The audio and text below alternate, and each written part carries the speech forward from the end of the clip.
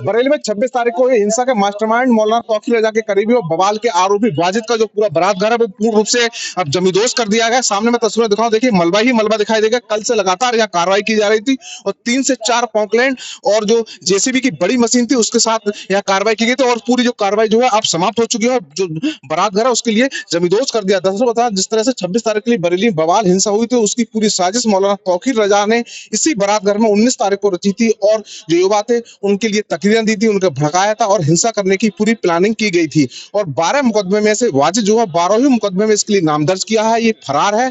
दरअसल बताया चला जिस तरह से बवाल हुआ था उसके बाद बरेली विकास प्राधिकरण ने करोड़ों रुपए की संपत्ति सील किया था। और 5वीं ये बुलडोजर की कार्रवाई है। मौलाना तौकीर रजा के करीबी वाजिद और आरोपी है इसके यहाँ इस जो बारात घर के लिए बेग बारात घर है उसके लिए जमींदोज कर दिया। सामने में कैमरा से विजुअल दिखाने की कोशिश कर, देखिए बारात घर के ऊपर जो गुम्बद था उसके लिए बिल्कुल अब जमीन पर आ चुका है। इस गुम्बद तोड़ने में 3 से 4 जेसीबी लगी हुई थी, तभी यहाँ इतनी देर लगी। और सामने में आपके लिए दिखाऊं तो देखिए तमाम जो मलबा है वो आपके लिए साफ तौर पर दिखाई देगा। कैमरामैन समझ रहा आगे से विजुअल दिखाने की कोशिश करें और नीचे से विजुअल दिखाएं। देखिए जो पूरा जो आलीशान जो बारात घर है उस बारात घर में लगभग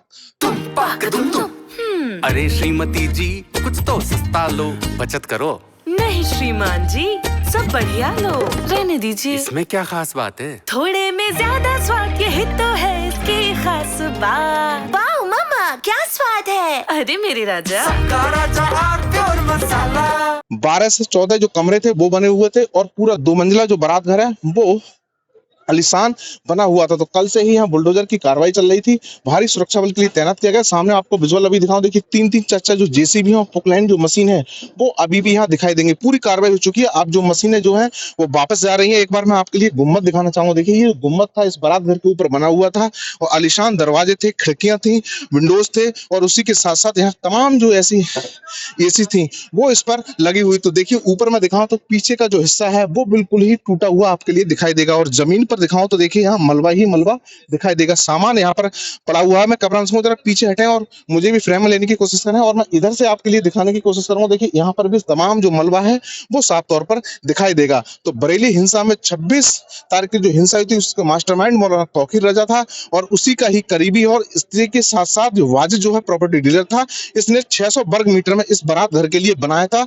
इसका कोई भी विकास प्राधिकरण से नक्शा पास नहीं कराया था और हिंसा में ये भी शामिल था और ये अभी भी फरार है। पुलिस इस पर आप इनाम भी घोषित कर सकती है, भगोड़ा घोषित कर सकती है।